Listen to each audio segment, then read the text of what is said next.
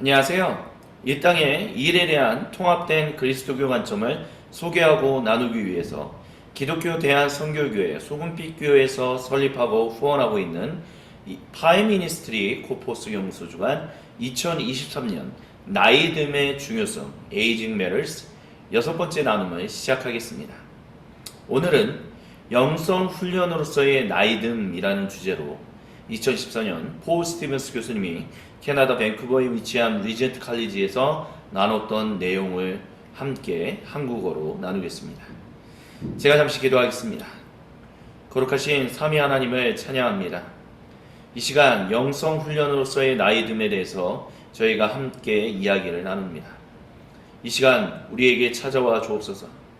주님, 이 주제를 통하여 주님이 우리에게 주고자 하시는 귀한 은혜와 평강이 지혜와 능력의 충만함이 가득하게 하여 주옵소서. 우리를 방해하려고 하는 모든 악한 마귀 사탄 세력들은 나사렛 그리스도 예수님의 이름으로 떠나가게 하여 주시고, 이 시간 삼위 하나님 우리를 통해서 우리와 함께 하심을 통해서 모든 영광을 홀로 받으시옵소서. 주님께 모든 영광을 올려드리며 살아계신 그리스도 예수님의 이름으로 기도드립니다. 아멘. 저희가 지금 계속해서 Aging Matters라는 주제를 가지고 이야기를 나누고 있습니다. 나이듦의 중요성과 관련해서 단순히 노년의 삶뿐만이 아니라 우리의 모든 인생의 과정이 태어났을 때부터 나이듦을 우리는 나이 들어가는 과정 가운데 있다라는 말씀을 드리고 있습니다. 그렇다고 해서 우리가 과연 이 주제가 노년의 삶하고 별로 상관이 없는 것이냐라고 한다면 또 그런 것은 아니다라고 말씀을 드릴 수 있겠습니다. 폴 스티븐스 교수님은 분명히 나이듦, 특별히 인생의 third life, third and third, 그러니까 거의 중후반 60대로부터 70대, 80대의 삶을 살아가는 사람들이 어떻게 그리스도인으로서 하나님의 부르심을 따라 살아가야 할 것인가 라는 주제를 가지고 계속해서 이 나눔을 진행하고 있습니다. 그것에 대해서 저도 계속해서 강조점을 드리고 있습니다. 하지만 폴 스티븐스 교수님이 그분을 통해서 우리에게 주시는 주님의 지혜 가운데는 결국에 이 모든 얘기는 단순히 인생의 중후반기를 살아가고 있는 사람들만이 아니라 오늘 태어나서부터 이미 나이 들어가는 그 인생의 여정 가운데 있는 사람들을 모두에게 또한 주시는 말씀이다라고 저는 확신합니다. 그래서 그 이유와 그 목적을 따라 저는 좀 더 그 의미를 확장해서 이 나이듦이라는 주제를 함께 나누고 있는 것입니다. 한번 생각해 보십시오. 우리의 인생에 사실 10대 중후반부터 20대, 그러니까 30세가 되기 전에 그 기간은 한 15년 정도 됩니다. 근데 우리는 보통 지금 80년, 90년을 살 것이다 라고 100세 시대다 라고 얘기하고 있죠. 그러면 100세라는 100년이라는 시간 중에 15년은 정말 짧은 시간입니다. 그런데 많은 사람들이 그 15년의 시간을 굉장히 중요한 것처럼 얘기해요. 그래서 30이 넘어가면 내가 나이 들었네. 나는 이제 정말 황금 같았던 인생의 시기를 이제 잃어버렸네. 이제 흘려보냈네 라고 생각하는 경우들이 굉장히 많습니다. 하지만 그렇지 않다라는 것을 우리는 기억해야 합니다. 왜냐하면 우리의 인생의 모든 여정 가운데 하나님은 임마누엘로서 함께 하시며 그 모든 삶의 여정 가운데서 우리를 복되게 하시고 우리를 통해서 또한 온 창조세계와 모든 사람을 복되게 하고 계시기 때문입니다. 그것이 바로 하나님이 아들 예수님을 통해서 우리 성취하신 구속, 즉 구원이다라고 얘기할 수 있다라는 것이죠. 우리는 모두 나이가 드는 사람들입니다. 그렇기 때문에 이 주제를 잊지 말아야 돼요. 우리는 다 나이 들어가는 사람들이다라는 것입니다. 특별히 오늘날의 그리스도교가 우리가 주목해야 하는, 특별히 제자도 또는 영성 훈련 또는 참된 하나님 백성의 삶, 이런 것들과 관련해서 우리가 기억해야 할 것들은 나이 들어간다라는 것을 기억하면서 어떻게 우리가 나이 들어가는 가운데 하나님과 항상 언제나 변함없이 동일하게 정말 주님과 깊은 교제를 나누며 살아갈 것인가. 인격적인 관계를 누리면서 살아갈 것인가, 이런 것들에 대해서 우리는 생각하면서 사실 제자도라든지 영성훈련이라든지 아니면 우리가 보통 그리스도교에서 얘기할 수 있는 모든 양육, 훈련, 그것을 우리는 항상 이 나이듦이라는 주제와 관련해서 얘기해야 합니다. 우리도 이제 점점점 이제 선진국, 대한민국도 점점 서구 사회가 보통 얘기하는 그런 기준의 어떤 선진국의 대열에 입성하고 있습니다. 근데 선진국 대부분에서 포스테미스 교수님은 서구권에 대한 얘기를 하지만 우리도 이 선진국이 되어가고 삶의 어떤 여건들이 굉장히 개선되어 가고 있는 상황 가운데 살아가는데 새로운 도전들을 항상 마주한다는 거예요. 그게 뭐냐? 삶이 계속해서 연장되고 있다는 것이죠. 일찍 죽는 사람들이 점점 줄어들고 있다는 것입니다. 근데 성경은 이 나이 들어간다라는 이 모든 것이 우리에게 있어서 정말 하나님과 가까워질 수 있는 그런 깊은 영적 여정의 어떤 깊은 뿌리가 될 수 있다라고 이야기합니다.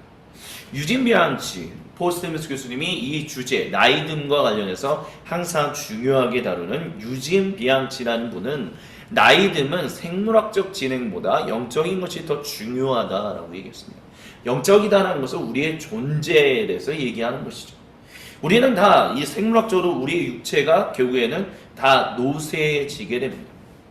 근데 성경은 이런 결국 시간이 지나가면서 우리의 어떤 모든 육체가 쇠잔해지는 것 이상으로 우리에게 있어서 영적인 것이 매우 매우 중요하다는 것을 이야기합니다. 왜냐하면 특별히 우리는 지금 현재 21세기 가운데 나이듦의 영성을 방해하는 치료법의 세계 가운데 살고 있기 때문에 그래요. 아까 전에 서두에 잠깐 말씀드렸지만 우리는 굉장히 10대 후반부터 20대의 말까지 한 15년의 시간, 길어야 15년의 시간을 굉장히 중요하게 여겨요. 그래서 30대 때부터는 이제 나이가 들어가면서 점점점 우리의 육체가 노쇠해지는, 노화가 진행되는 일들이 벌어지기 시작하잖아. 그러다 보니까 인생의 가장 중요한 황금기를 단 15년에 초점을 맞추고 살아가다 보니까 어떻게 하면 그 15년의 그것을 계속해서 내가 내 나이가 40대, 50대, 60대, 70대가 되어도 이어갈 수 있을 것인가, 이것을 어떻게 하면 최대한 노화를 늦추면서 살아갈 수 있을 것인가, 이런 것들에만 초점을 맞추고 많은 것들이 그런 것들만 얘기하고 있어요. 그리스도교도 과연 그렇다면 굉장히 큰 문제가 있다라고 얘기할 수 있겠죠. 오늘날 세상은 죽음은 마치 충분히 피할 수 있는 어떤 것이 될 수 있지, 아니면 최대한 늦출 수 있는 무엇인가가 될 수 있지 않은가, 그렇게 얘기하는 세상 가운데 살고 있습니다. 100년의 평균 기대 수명을 가진 의학적 꿈은 이제 진짜 실제 현실로 다가오고 있어요. 고통과 잘 살고 죽는 것에 대한 만일의 사태라는 것은 이제 기능적으로 펑셔널하게 별로 얘기하고 싶지 않아요. 그래서 방금 전에 말씀드렸던 것처럼 건강, 10대 매우 가치 있게 여기는 세상 가운데 살아가고 있습니다. 그러니까 이런 모든 것들이 영적인 거다라는 거예요. 그 기간이 중요하고 그 기간을 어떻게든 연장시키려고 하는 거예요. 근데 우리의 존재, 그러니까 영성이라는 것, 제자도라는 것은 결국 인간 존재에 대한 얘기를 하는 거예요. 근데 이제 그렇기 때문에 그러면 인간 존재이기 때문에 인문학적인 것이냐 인간학적인 것이냐 이렇게 접근할 수도 있겠지만, 하지만 놓치지 말아야 할 것은 우리를 창조하신 하나님, 우리는 영적인 존재, 우리를 이런 전 존재로 창조하신 분은 하나님이시죠. 우리는 하나님의 형상이다라고 얘기합니다. 그렇다면 결국에는 우리는 영성이라고 얘기하는 것, 제자도라는 것은 결국 누구로부터 시작되느냐, 사람으로부터 시작되는 것이 아니라 삼위 하나님으로부터 시작된다는 것을 항상 기억해야 돼요. 우리를 먼저 사랑하시는 하나님의 근본적인 실제로부터 비롯된다는 것.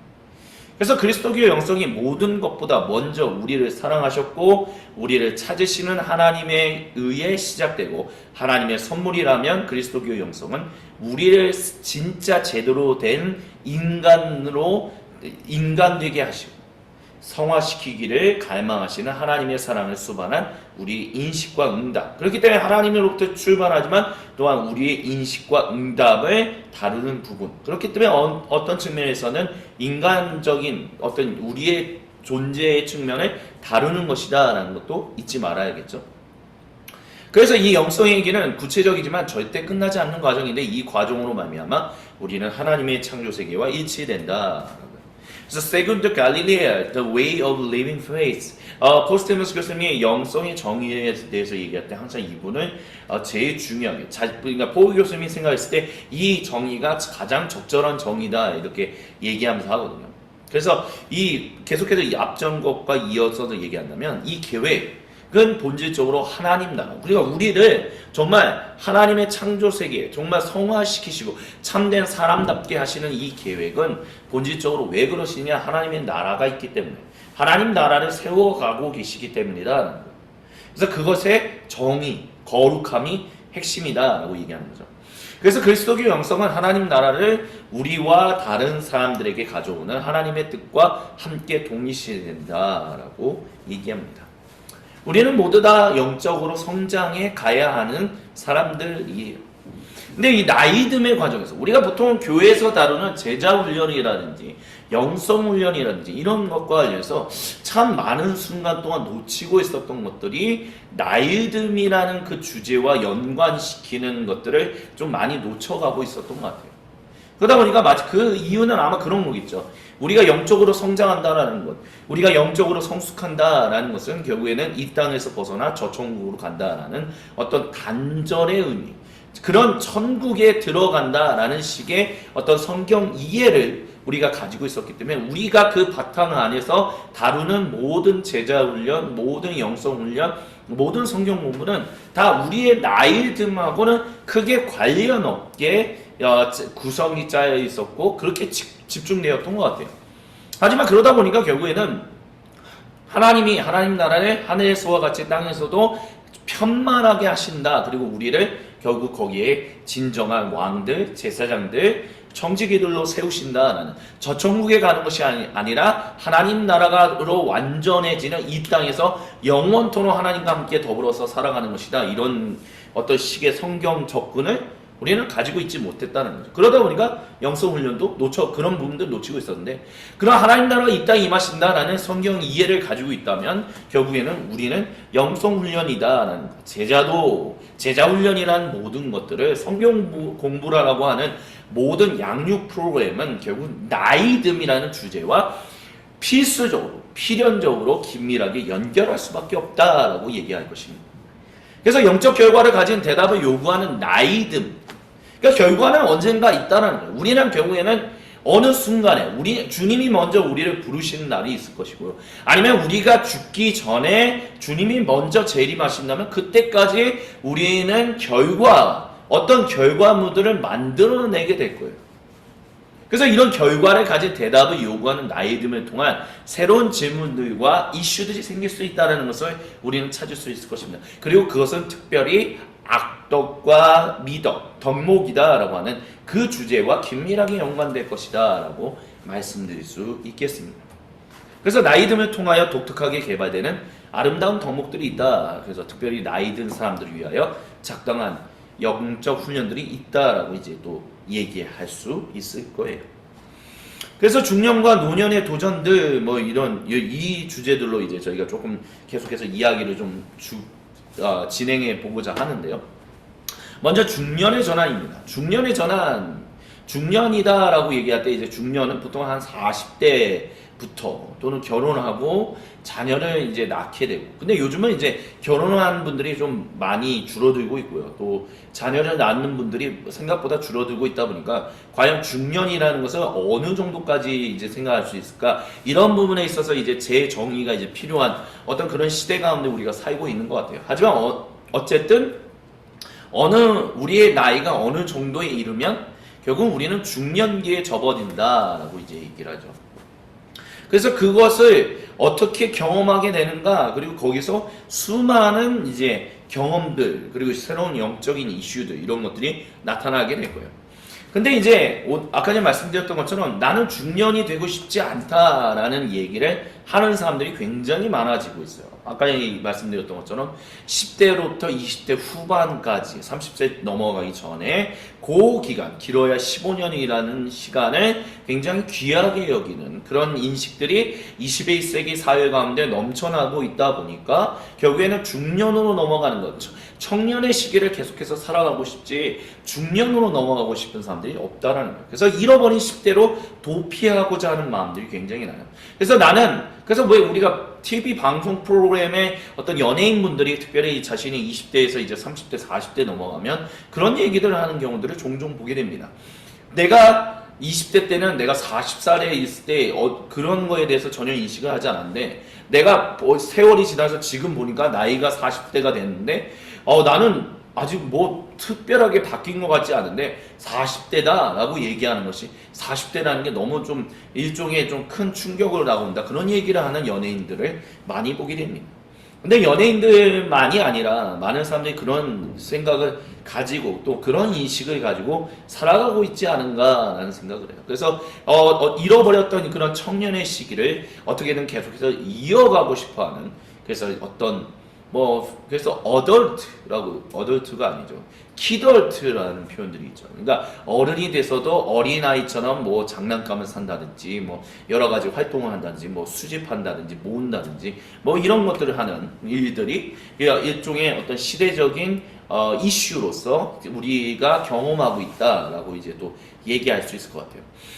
그리고 키덜트들이 결국에는 등장하는 건 뭐냐면 중년이 된다라는 것이 너무 우울한 거예요. 뭔가를 이제 청년의 시기를 그리고 10대에 가장 아름답다 보통 뭐 18살, 17살, 19살 요때를 뭐 고등학교 1, 2, 3학년을 굉장히 귀하다라고 얘기하는 이 시기를 잃어버린다라는 것이 실제 나이가 드니까 잃어버린다라는 거죠. 그러니까 우울해진다는 거죠. 뭐 사회에서 요구하는 것도 많고 해야 할 것도 많고 또 뭐 20대 때 뭐 대학을 가면 20대 때 이제 20대 중반에 이제 대학을 졸업해서 취업을 하게 되고 20대 후반에 결혼하고 30대 애기 낳고 이런 과정들 뭐 인생은 그런 거야라고 이전의 세대 분들이 얘기해왔던 그런 것들이 답답함으로 나온다는 거예요. 나는 그러고 싶지 않다는 거야. 나는 계속해서 10대로서 살고 싶다는 거야. 특별히 10대 때 공부만 하면서 살다 보니까 나는 정작 10대의 시간을 놓쳐버리고 살았다. 이렇게 된다는 거죠. 우울한, 그러니까 이 세상을 잡고 있는 우리가 이걸 되게 인식을 잘해야 한다라고 생각을 해요.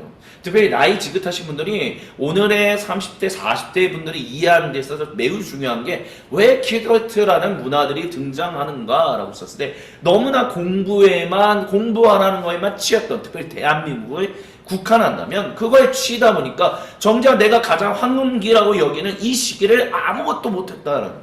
그래서 우울해졌다는 거예요. 이대로 그냥 나이 들어서 나는 그냥 그렇게 내 부모님처럼 그냥 내 어르신들처럼 그렇게 나이 들어가는가 싫다라는 거예요. 그래서 어떻게든 내 그 시기를 추억의 시기를 되살리고 계속해서 이어가고 싶다라는 것들이 일어난다는 거예요. 그래서 재평가와 삶을 재구성하는 이들이 그리스도인이든 비그리스도인이든 이 오늘날 21세기 한국 사회 가운데 굉장히 큰 영향, 큰 어떤 지표로서 나타나고 있다라는 것입니다.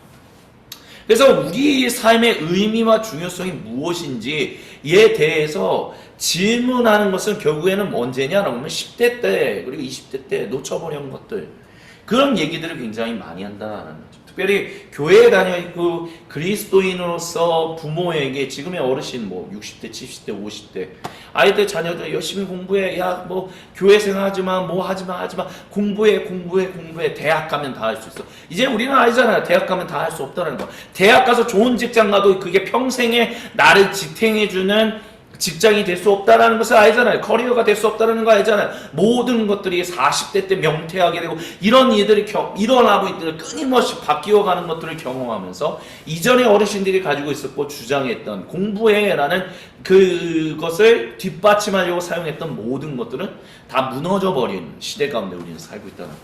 그런 가운데서 많은 분들이 나의 삶의 의미, 중요성이 무엇인가라는 것들을 이제 새롭게 질문하고 있다는 거죠. 그리스도인들도 마찬가지라는 거예요. 그렇기 때문에 우리가 이런 가운데서 정말 참된 하나님의 이야기를 전할 수 있는 그런 사람들로 다시 탈바꿈되는 일들이 뭐 인생의 뭐 중후반기에 있는 분들이든 정말 그런 일들이 있어야 한다라고 말씀을 드리고 싶습니다. 인생의 중후반기에 계신 분들도 그런 얘기 하시는 것들 제가 목회하면서 많이 들었거든요. 아우, 자녀들이 열심히 나는 신앙 열심히 막 뒷바라지하고 막 그렇게 해서 신앙으로 훈련시키고 싶었는데 내가 여기는 그런 신앙을 우리 자녀들은 가지지 못했다. 나는 그동안 무엇을 했는가? 근데 그게 단순히 지금의 인생의 중후반기를 살아가고 있는 분들만 얘기하느냐라고 한다면 사실 그게 사실 나이 들어가는 인생 여정 가운데 있는 모든 사람들이 다 하는 얘기예요. 더럽다라는 거죠. 전도서가 얘기하는 거죠. 뭔가를 했고 새로운 것들을 했고 또 하려고 하고 하는데 다 놓고 보니 해 아래 새로운 것이 없는 것처럼 인생이 나이 들어가는 가운데서 우리가 하는 모든 것들은 마치 했던 일들을 또 하고 또 하고 예전에 있었던 일들이 오늘 또 반복되고 오늘 있었던 일들이 미래에 또 반복되고 더럽다 라는 얘기를 전도서의 저자는 얘기한다는 거예요. 근데 그것을 깨닫는 게 영적 훈련으로서의 첫 시작이다 라고 말씀을 드리고 싶어요. 정말 우리가 이 땅에서 하는 것들이 새로운 것들이 있는가 라고 했을 때 사실 그렇게 많지 않다는 것. 그 덧없음을 발견할 때만이 우리는 진실로 우리와 함께 하셔서 그 덧없음이 덧있음으로 정말 새로움으로 그래서 매번 반복하나 매번 아침마다 새롭게 하시는 매 저녁마다 우리를 새롭게 감사하게 하시는 주님 임마누엘 하나님을 만나게 되는 일들이 있다는 것.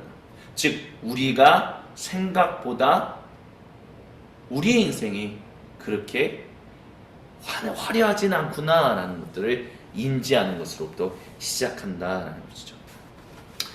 그리고 또 몇 가지 주의사항과 관련해서 포교스님이 항상 하는 얘기가 있어요. 우리는 주님의 일을 하는 존재가 되거나 사역을 하는 존재. 그래서 보통 이제 40대 때, 50대 때 이제 하나님으로부터 갑자기 목회자로서의 부르심을 받아 또는 선교사로서의 부르심을 받아 나는 이제 목회 훈련을 받아야 합니다. 선교사의 훈련을 해야 합니다. 그러면서 하는 얘기가 뭐냐면 나의 인생에 덧없음이 왜 그동안 덫이 없었는가? 왜 이렇게 그랬는가? 내가 세상 일에 집중해서 그래. 세속적인 일에 집중해서 그래. 내가 주님의 일을 하지 않아서 그래. 이제 주님의 일을 하면 내 일상이 항상 새롭고 정말 새롭겠지? 아니요.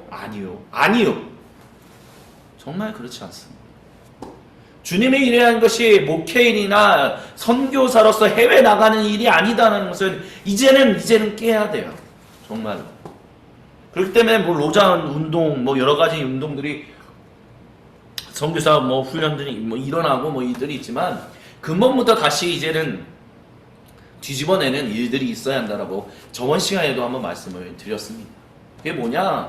우리의 모든 삶이 하나님이 귀하게 여기시는 일로 그 삶의 자를 우리를 모두 다 부르신다는 거예요. 왕들로서, 제사장들로서, 청지기들로서 부르신다는 거예요. 그렇기 때문에 꼭 그리스도교 기관에서 사역하거나 섬기지 않아도 돼요. 그걸 해야 주님의 일을 해야 내 인생의 덧없음이 벗어버리고 하나님이 주시는 귀중한 것들로 내 인생을 가득 채울 수 있을 거야 라고 얘기하는 것. 그것도 역시 나이 듦과 관련한 영성 훈련, 제자 훈련, 성경 공부, 양육 모든 것들을 포기하는 일들이다 라는 것입니다. 우리는 또한 기억해야 할 것 두 번째, 하나님은 당신 삶의 후반전을 향한 놀라운 계획을 가지고 계시지 않아요. 다만 당신의 삶 전반에 대한 놀라운 목적을 항상 가지고 있다는 거죠. 그래서 우리가 지금 경험하는 모든 삶의 현장, 모든 일상, 그 모든 것이 하나님의 놀라운 목적과 관련되어서 진행되어 가고 있다는 것이죠. 그래서 우리를 향한, 나를 향한 하나님의 부르심은 지속적이에요. 그리고 이 세상의 삶보다 더 오래 갑니다. 왜요? 새하늘과 새 땅에까지 연결될 것이기 때문에 그렇다는 거죠. 또한 중년의 전환을 경험하는 남성과 여성 사이에 몇 가지 차이점들이 있다라는 거. 특별히 이제 나이 든과 관련해서 이제 포 교수님이 강조하는 것 중에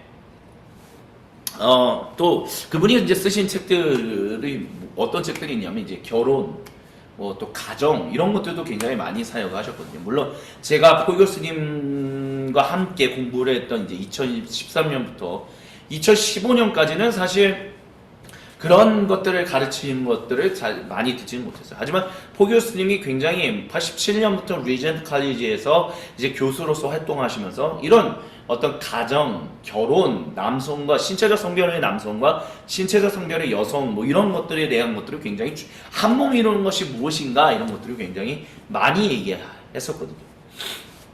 그런 가운데서 분명한 차이점이 있다는, 차이점이 있는 게 나쁜 거냐, 뭐 누가 우월하고 누가 열등하고 뭐 이런 것이냐, 그건 아니다 라는 것을 기억해야 합니다.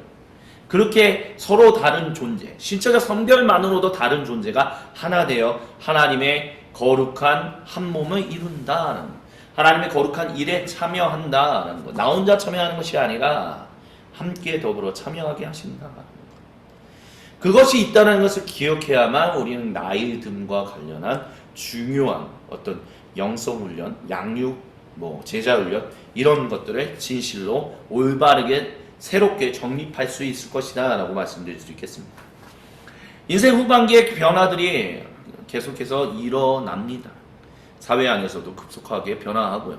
특별히 에이징이라고 해가지고 몇 년 전에 이제 제가 봤던 프로그램 중에 하나인데, 우리나라에서 이제 결혼한 지 이제 얼마 안 된 신혼 부부였던 어떤 연예인 부부를 이제 그 에이징을 이제 해서 이제 나이들 컴퓨터로 이제 예측을 하는 거죠. 이분이 이제 나이가 한 뭐 몇십 년, 60대가 되면 이렇게 나이 들 거다. 그래서 노년으로 분장을 시킨 거예요. 그래서 딱 만났는데 서로가 서로를, 이제 남편과 아내가 서로가 서로를 바라보면서 놀라게 놀라는 그런 것 프로그램이 있었어요. 근데 나이 들어가는 거. 그래서 우리가 보통 실종 아동, 뭐 실종하신 분들 이런 분들을 보면 이분들이 이제 굉장히 어린 나이에 이제 실종되었는데 아마 지금에는 이런 모습일 것이다 라는 이제 그런 것들이 이제 우리가 가지고 있는 현재의 기술로 그런 일들이 일어나고 있죠.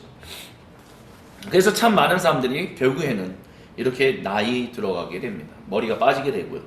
저도 이제 머리가 빠지고 있는데 이제 계속해서 잃어가는 것들이 있다는 것이죠. 아노드 슈와르츠네거를 봐도 이제 예전에는 정말 그 뭐라 그럴까요? 그 바디빌딩 이제 그런 어떤 대회에서 1등도 하고 굉장히 엄청난 근육을 가지고 있었지만, 그리고 탱탱한 어떤 그런 피부 그런 것들도 가지고 있었지만, 그가 나이 든 현재의 모습을 보면 역시 뭐 피부가 처진다든지 어쩔 수 없는 그런 일들을 경험하는 것들을 우리는 보게 돼요. 그렇게 결국에는 아름다움이 변화되고 있죠. 그래서 또한 이제 언젠가는 사람들은 다 은퇴하게 됩니다. 오늘날에 이제 근대 또는 탈근대 시대에 살아가고 있는 우리는 이제 이 은퇴라는 것을 어쨌든 경험하게 되는 거죠. 그래서 은퇴는 결국에는 사람들을 계속해서 어쩔 수 없이 레저 활동을 하게끔 만들고, 그것을 통해서 나타나는 나태함에 계속해서 반복되는 그런 시기로 이제 밀어넣게 돼요. 그래서 이제 한 카툰을 이제 볼 수 있는데, off the chip이라는데 이제 대화를 본다면 왼쪽 사람이 이렇게 얘기했어요. 저는 이제 더 이상 못 참겠어요. 저는 은퇴를 기다릴 수 없어요. 이렇게 이제 얘기한 거예요. 그래서 이제 옆에 있는 분이 정말요? 그러면 무엇을 하실 건데요? 라고 얘기를 해요. 그러니까 왼쪽에 계신 분이 갑자기 기분이 좋아져서 제가 부름받았던 것을 할 거예요. 라고 이제 웃으면서 하는 거예요. 그러니까 그 전에는 이제 너무 싫었다는 거죠.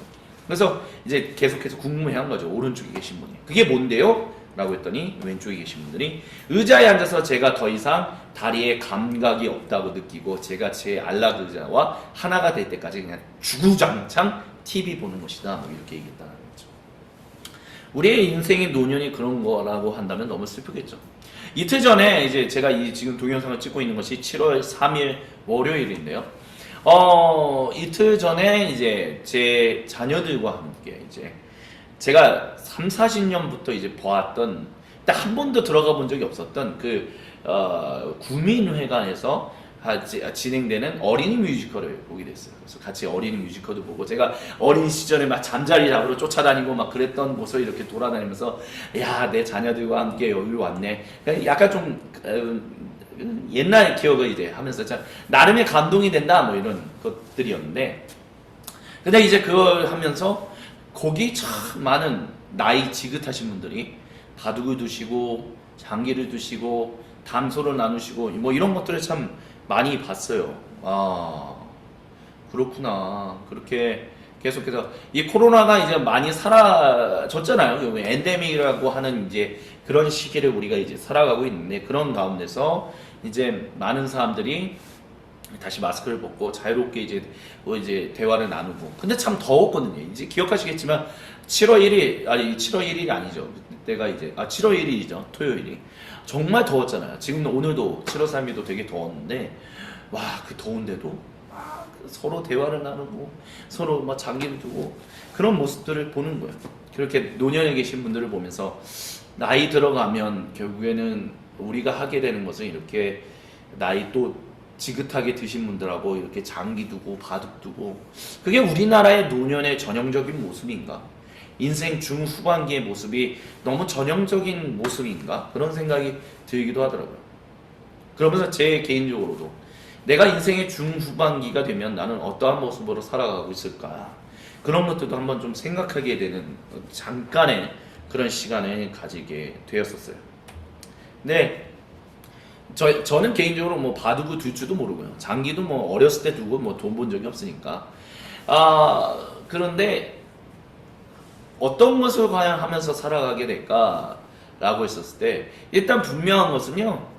우리의 경력, 내가 이제까지 쌓아온, 뭐 제가 지금까지 쌓아온 경력도 뭐 그렇게 화려하거나 뭐 그런 것들은 아니지만, 그런 것들이 더 이상 인정되지 않는 시대에 분명히 살아가게 될 거예요. 뭐 이제 AI가 늘어나고, AI 기술이 발전하고, 뭐 그러면서 이제 사라지게 되는 기술 직업들이 이제 늘어나면서 목회도 과연 그렇게 되지 않겠느냐. 그래서 설교자도 결국 AI의 어떤 그런 기술을 도움받아서 설교문을 작성하게 되고 그런 일들이 일어나지 않겠는가. 그러니까 우리가 가지고 있었던 기존의 목회라고, 제가 목회자로 말씀을 드린 거니까요. 목회로서 했던 모든 것들, 나는 이렇게 이런 것들이 이뤘어 라는 것들이 더 이상 인정받지 못하는 시대 가운데 살 거다라는 거죠. 뭐 목회자들을 놓고 본다면, 옛날에 우리 이제 지금의 중후반기를 살아가고 계신 분들이 목회자를 바라봤던 관점과 오늘의 이제 중년기 또는 청년기의 분들이 좀 목회자를 바라보는 관점이 완전히 다르거든요. 그러니까 경력에 의해서 이제 더 이상 인정되지 않는 그런 자부심에 대한 도전이 이제 또한 일어날 거고요. 또 산업의 발전과 정보화 시대로 인해서 이제 전혀 이제 새롭게 사람들 만나고 이런 것들도 굉장히 빠르게 변화하는 그런 것들을 경험해요. 그래서 요즘 뭐 많은 분들이 이제 인스타그램을 이제 많이 사용하는데, 저는 개인적으로 인스타그램을 사용하지 않거든요. 그 이유는 단 하나, 긴 글을 남길 수 없기 때문에. 그렇기 때문인데, 뭐 그렇다고 해서 요즘 뭐 페이스북에 제가 개인적으로 긴 글을 남기느냐 그러지는 않지만, 그렇다고 해도 왠지 인스타그램 사진 하나만 그냥 올려놓고 하는 것 그렇게 좋아 보이지는 않더라고요. 그러다 보니까 어떤 분들은 저한테 시대에 뒤떨어지고 계십니다 뭐 이렇게 얘기하는 분들도 계세요. 왜냐하면 오늘의 시대는 인스타그램, 틱톡, 유튜브 쇼츠, 짧은 것들이다 뭐 이렇게. 1시간짜리 누가 보겠습니까 뭐 이렇게 얘기하는 분들이 참 많아요. 그렇죠. 예. 그렇죠. 그래서 어떻게든 쌍방의 소통이 중요하지 않겠냐. 근데 저는 개인적으로 뭐 나이 든 사람이라서 그렇겠지만, 온라인상에서의 쌍방향 소통은 별로 의미가 없다고 생각해요. 결국에는 사람과 사람이 잠깐이라도 얼굴과 얼굴을 마주보는 그 오프라인에서 만나야 그나마 제대로 된 어떤 소통이 일어날 것이다 라고 생각하지, 사실은 온라인상에서는 그렇게 좋은 소통이 일어날 거라고 생각하지 않습니다. 그렇기 때문에 이런 유튜브 영상도 뭐 댓글을 닫아놓는 이유들, 그것은 거기서 올리는 그런 하나의 그런 것들에 크게 중요하더라고 여기지 않기 때문에 그런 거죠. 그러니까 결국에는 관계라고 얘기하는 거, 인격적인 것이다 라고 하는 것은 결국 우리가 육체와 육체가 만나는 것이다 라고 저는 생각을 하거든요. 근데 그런 것들이 이제 점진적으로 이제 상실하게 되는 일들이 이제 일어나고 있는 거죠. 그래서 유진미양치는 이런 얘기를 해요. 나이 듦을 위한 영성은, 그래서 그리스도교 영성은 우리 자신의 개인, 그러니까 이런 인격적인 축소뿐만이 아니라 그런 것들을 계속해서 만든. 그러니까 우리가 노아가 그러니까 노년이 되면 결국에는 나와 비슷한 해에 뭐 똑같은 동일한 해에 태어났던 분들이 먼저 돌아가시고 뭐 죽고 이러잖아요. 그럼 결국 친구를 잃어버리고 뭐 아는 사람들 잃어버리고 여러 가지 일들이 일어나죠. 그러니까 노년이 된다는 것은 자연스럽게 우리의 인격적인 관계가 축소되는 거예요. 근데 사회적인 공급망, 사회의 연결망, 사회의 변화가 이제는 그런 것들을 더 심화시키는 시대 가운데 살고 있다는 거예요. 그래서 오늘 21세기에 우리의 나이 듦을 위한 영성은 이런 기술의 발전을 통해서 그런 것들이 더 가속화되는 개인적인 인격적인 상실이 더 그 점진적인 상실이 더 가속화되는 그런 것들을 다루는 일들을 감당해야 한다라고 유진 비앙치는 이야기하고 있는 거예요. 근데 상실은요, 아까 말씀드렸던 것처럼 결국 당연한 거예요. 하나님이 우리에게 나이 드는 것을 이미 산정하시고 우리를 창조하시면서부터 우리는 상실하는 사람들 가운데 상실감을 경험하면서 살아가는 사람들로 하나님은 창조하셨거든요. 근데 그게 우리를 거룩하게 만드시는 거예요. 그래서 상실은 우리가 살면서 지불한 대가다라고 주디스 비오스터라는 분이 얘기를 했어요. 그래서 상실은 또한 우리의 성장과 획득에 있어 거의 대부분의 근원이다라는 거예요. 요람으로부터 무덤까지 우리의 길을 만들면서 우리는 또한 포기하고 포기하며 포기하는 고통을 통하여 우리의 인생을 만든다는 거죠. 포기하는 게 슬픈 거냐, 너무 비참한 거냐가 아니라 진정한 인생을 만든다는 거예요. 그리고 시간과 죽음이 가져오는 많은 상실을 맞섬으로 인하여 우리는 애통하고 그것에 적응하는 존재가 되며 우리가 마지막 호흡을 내쉬는 순간까지 창조적인 변혁을 위한 기회들을 인생의 모든 단계에서 찾게 된다라고 이야기합니다. 또 인생 후반기에 경험하게 되는 게 이제 건강 문제들이죠. 그래서 여든으로부터 바라봄이라는 책에서 이제 마이콤 코넬리라는 분은 사람들이 언제 늙었다라는 것을 아느냐라고 했을 때 이렇게 설명해요. 약품 수납 선반에서 점점 더 작은 병들이 쌓일 때, 해가 거듭될수록 그 또는 그녀의 손으로부터 그녀의 발이 멀어지게 볼 때, 그러니까 이 유연성이 점점 잃어가는 거죠. 그리고 오후에 갑자기 잠에 빠질 때, 뼈가 아플 때, 더 이상 밤에 이제 나는 운전하지 말아야지 라고 결단했을 때, 그리고 당신이 한 짝의 갈색과 다른 한 짝의 검은 신발을 신었을 때, 틀림없이 벽장 안에 비슷한 짝이 있을 때, 이런 것들을 경험한다라고 얘기를 해요. 또 죽음이 결국에는 노년이 되면 될수록 죽음은 확실하게 다가오죠. 그래서 유진 미양치가 또 이렇게 얘기했어요. 아마도 나이든 부모가 그들의 자녀들에게 남길 수 있는 가장 아름다운 유산은 용기와 은혜를 가지고 나이 드는 것을 마주하는 것에 대한 개인적인 어떤 인격적인 살아내는 참된 인생으로부터 나온 가르침이 아니겠냐라고 얘기합니다. 잎사귀가 이렇게 병들지만 이것도 결국에는 나이 들어간다라는 것을 이제 보여주는 거죠. 우리도 그렇게 나이 들어갑니다. 사람만 나이 들어가는 것이 아니라 많은 사람, 모든 창조세계가 그렇게 나이 들어가요. 꽃이 핀다. 이게 아마 폴 스티븐스 교수님이 밴쿠버에서 특별히 제가 이제 메이블라썸이라고 해서 4월 말에서 5월에 피는 꽃인 것 같은데 아마 밴쿠버에서 찍으신 사진일 거예요. 참 예뻐요. 그래서 체리블라썸, 뭐 우리가 보통 벚꽃을 이제 영어로 체리블라썸이라고 하는데, 이제 제가 이 밴쿠버에 갔던 게 2013년 4월 20일이거든요.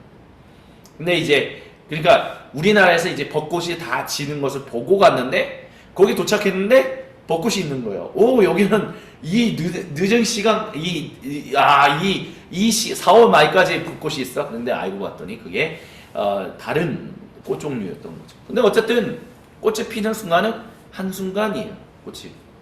우리가 봄, 여름, 가을, 겨울 1년을 놓고 봤을 때도 사실 먼저 이제 겨울에 어떤 그것이 지나면서 봄이 올 때 이제 그 움틀었던 이제 새싹이 새롭게 돋지만 먼저 피는 것은 꽃이죠. 근데 꽃이 1년 내내 있지는 않잖아요.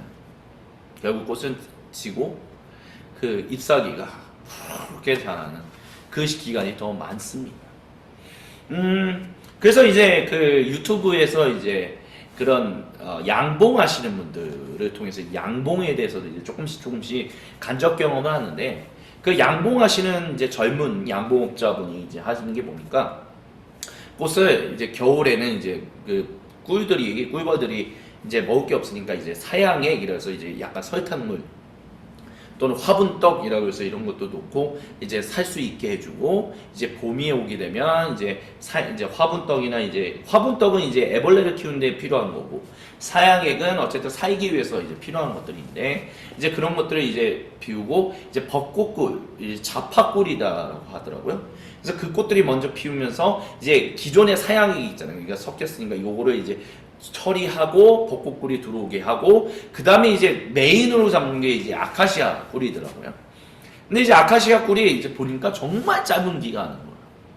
그래서 그분이 좋을 때는 한 3번 정도 이제 그거를 꿀을 이제 채취하고, 이제 적으면 뭐 2번 이렇게 하는데, 어떤 때는 아예 채취하지 못하는 해, 한 3년 정도 이제 그 유튜브 채널을 보고 있는데, 정말 1년 내내 꿀벌들을 이제 다루면서 정말 자기가 그 수입을 얻는 것은 정말 그 짧은 시간, 한 달에서 한 달 반이더라고요.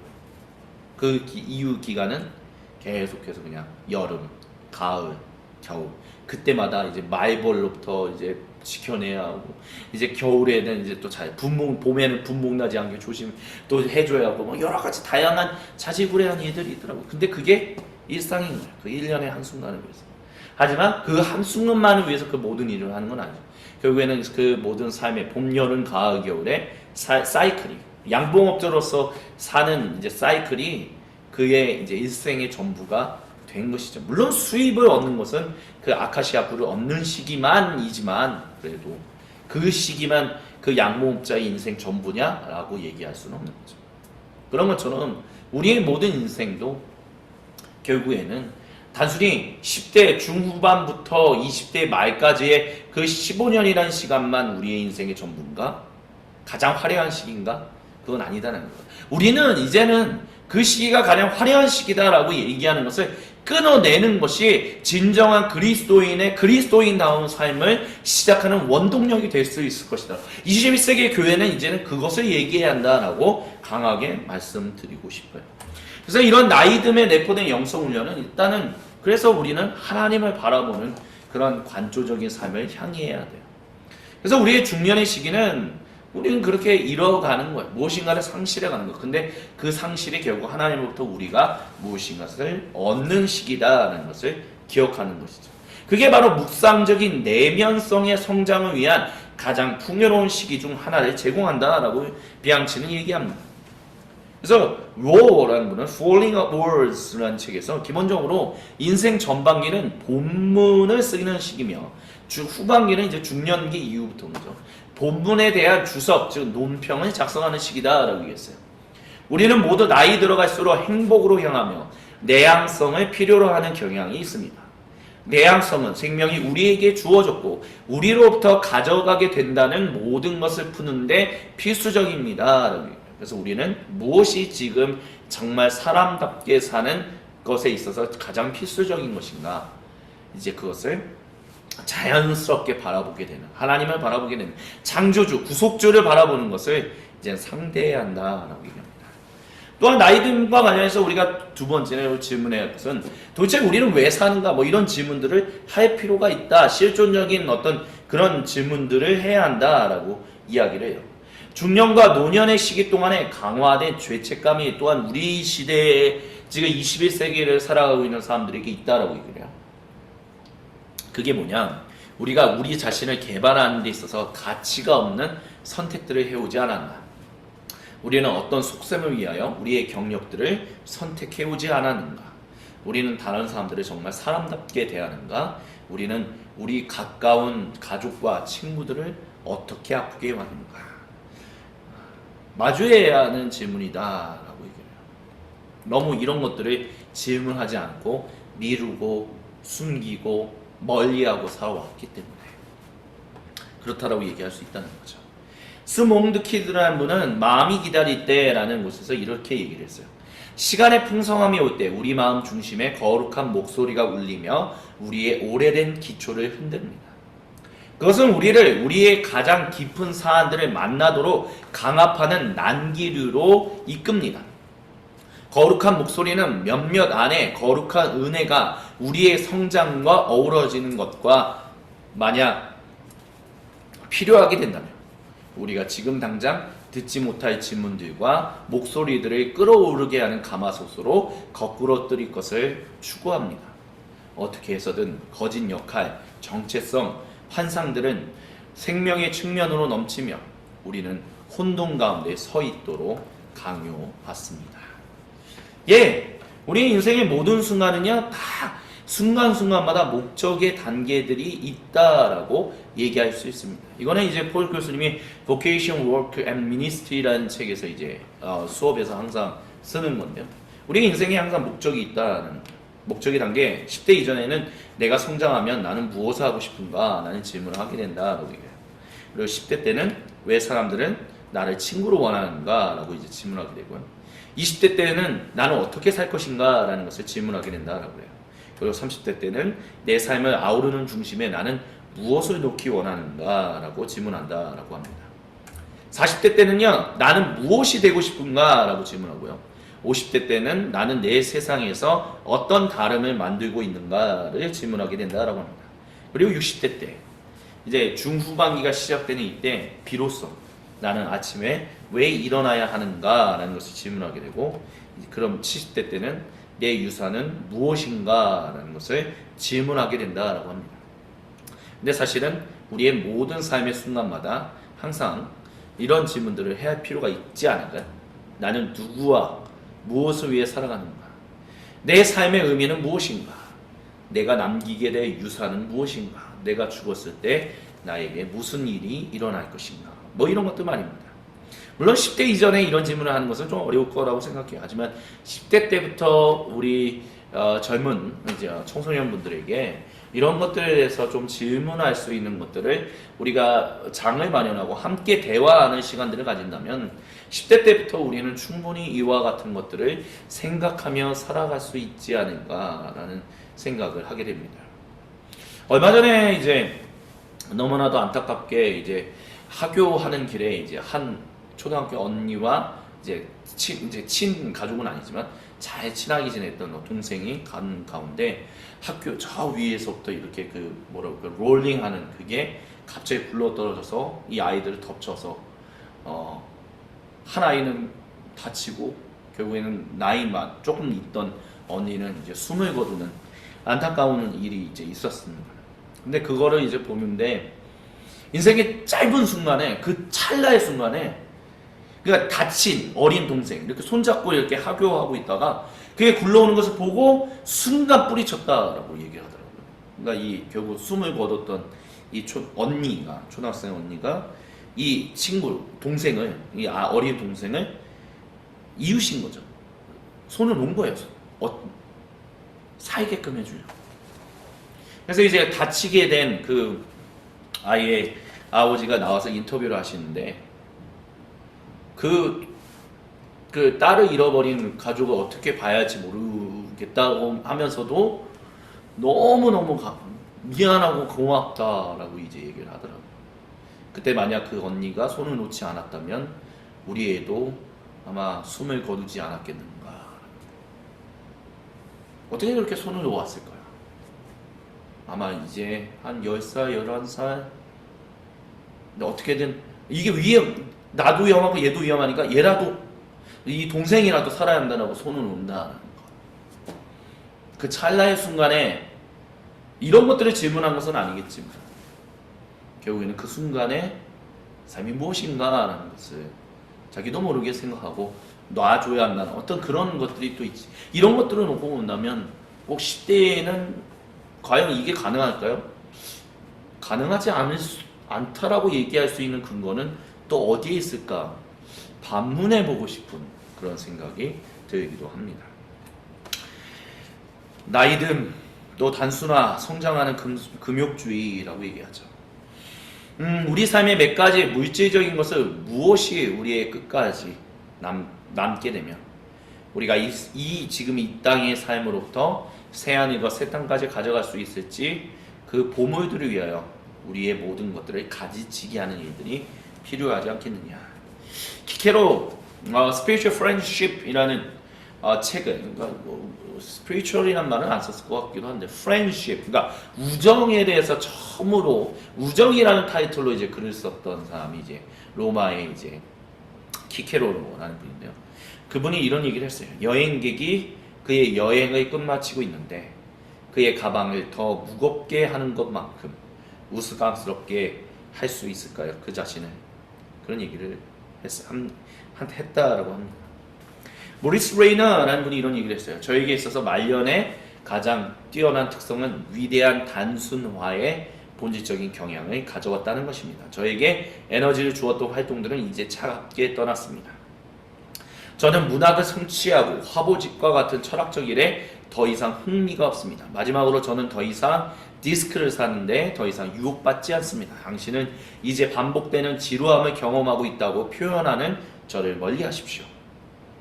그것은 제가 전에 좋아했지만 더 이상 깊이가 없이 저에게 불필요하게 들리는 확실한 어떤 것들이나 활동들입니다. 얘기를 합니다.